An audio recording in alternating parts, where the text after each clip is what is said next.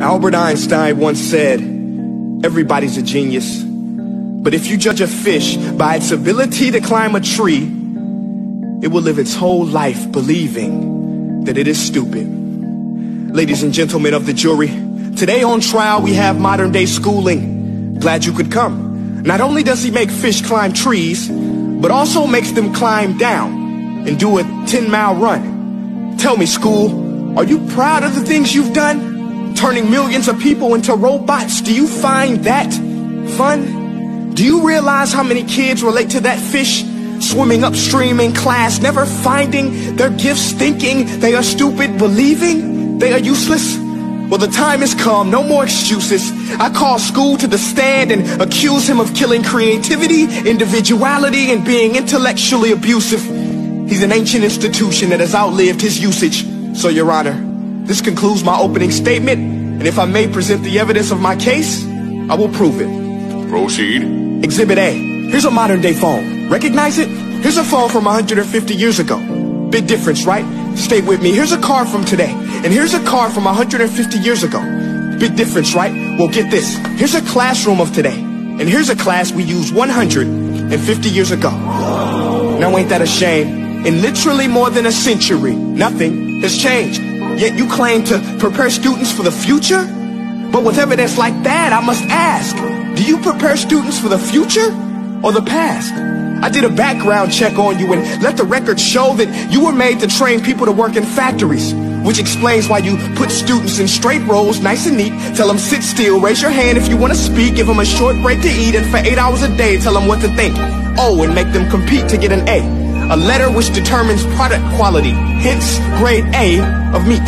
I get it. Back then, times were different. We all have a past. I myself am no Gandhi. But today, we don't need to make robot zombies. The world has progressed. And now we need people who think creatively, innovatively, critically, independently, with the ability to connect. See, every scientist will tell you that no two brains are the same.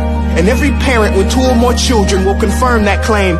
So please explain why you treat students like cookie cutter frames or snapback hats, giving them this one-size-fits-all crap. Watch your language. Sorry, Your Honor, but if a doctor prescribed the exact same medicine to all of his patients, the results would be tragic. So many people would get sick, yet when it comes to school, this is exactly what happens, this educational malpractice, where one teacher stands in front of 20 kids, each one having different strengths, different needs, different gifts, different dreams, and you teach the same thing the same way? That's horrific. Ladies and gentlemen, the defendant should not be acquitted. This may be one of the worst criminal offenses ever to be committed.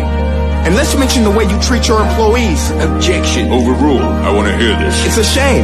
I mean, teachers have the most important job on the planet, yet they're underpaid? No wonder so many students are short-changed. Let's be honest. Teachers should earn just as much as doctors, because a doctor can do heart surgery and save the life of a kid. But a great teacher can reach the heart of that kid and allow him to truly live.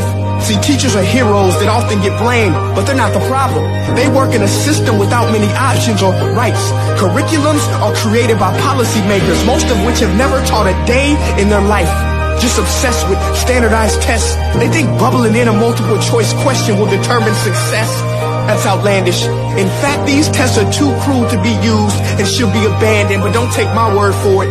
Take Frederick J. Kelly, the man who invented standardized testing, who said, and I quote, "These tests are too cruel to be used and should be abandoned." Ladies and gentlemen of the jury, if we continue down this road, the results will be lethal. I don't have much faith in school, but I do have faith in people.